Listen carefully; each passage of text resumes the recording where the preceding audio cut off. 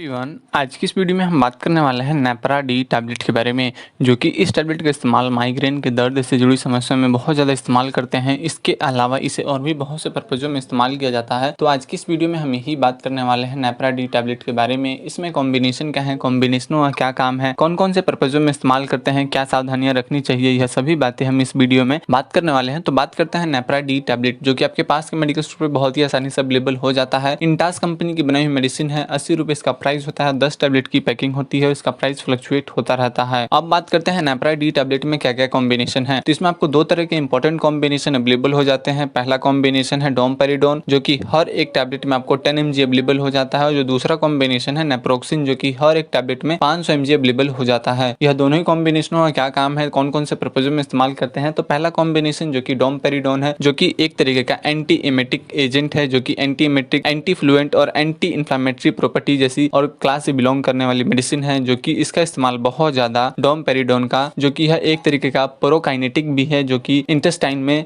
Movement करने में मदद करता है। जो कि इसका इस्तेमाल अपच की समस्या, डिस्पेप्सिया जैसी समस्याओं में इस्तेमाल करते हैं। छाती में जलन होने की समस्या होती है बहुत ज्यादा एसिड बनने के कारण, तो उनको यह कम करने में मदद करता है। इसके अलावा एपिगैस्ट्रिक पेन होता है, गैस में ज्यादा गैस बनने के कारण, एसिड बनने के कारण पेट में दर्द होता है, तो उन सभी कंडीशनों में इस्तेमाल किया जाता है। नोजिया, वॉमिटिंग के पर्पज में भी इस्तेमाल करते हैं। तो डोमपेरिडोन इन सभी कंडीशनों में इस्तेमाल किया जाता है। इसके अलावा जो नेप्रोक्सिन है, जो कि यह दोनों ही कॉम्बिनेशन कंबाइंड होकर काफी अच्छा इफेक्ट देने का काम करती है। जो दूसरा कॉम्बिनेशन है नेप्रोक्सिन, जो कि एक तरीके का non steroidal anti inflammatory drugs, anti inflammatory analgesic जैसी क्लासों से बिलोंग करने वाली यह मेडिसिन है।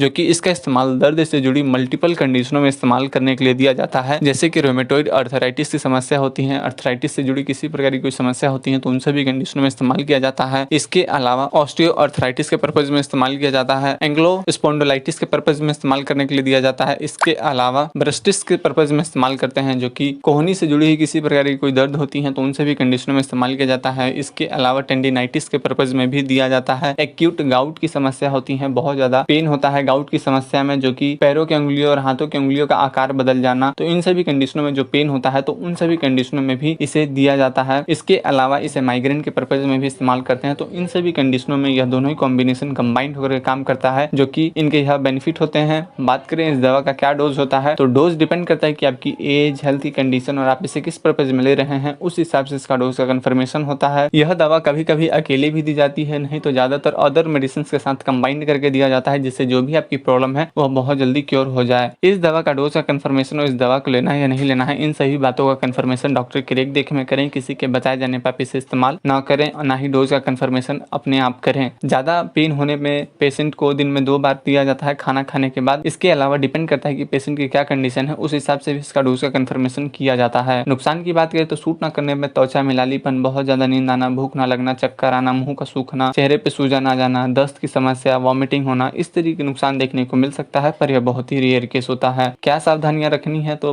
बाहर की चीजें नहीं खानी है। इसके अलावा दवा लेने के दौरान धूम्रपान या शराब का इस्तेमाल नहीं करना है। इन सभी बातों का जरूर ध्यान रखें। किसे नहीं लेना है, pregnant lady, breast feeding mother, किसी प्रकार का आपको कोई भी क्रिटिकल मेडिकल कंडीशन में कोई मेडिसिन कोर्स चल रहा है, तो उन सभी कंडीशनों में आप इसे इस्तेमाल ना करें, और करते हैं तो डॉक्टर की रेख देकर डॉक्टर के सलाह के बाद करें। तो यही था नेपरा डी टैबलेट के बारे में जानकारी। अगर आपको वीडियो यह जानकारी अच्छी लगी तो प्लीज लाइक कीजिएगा और हमारे चैनल को सब्सक्राइब कीजिएगा। आपको यह वीडियो को देखने के लिए बहुत बहुत धन्यवाद। Thank you for watching.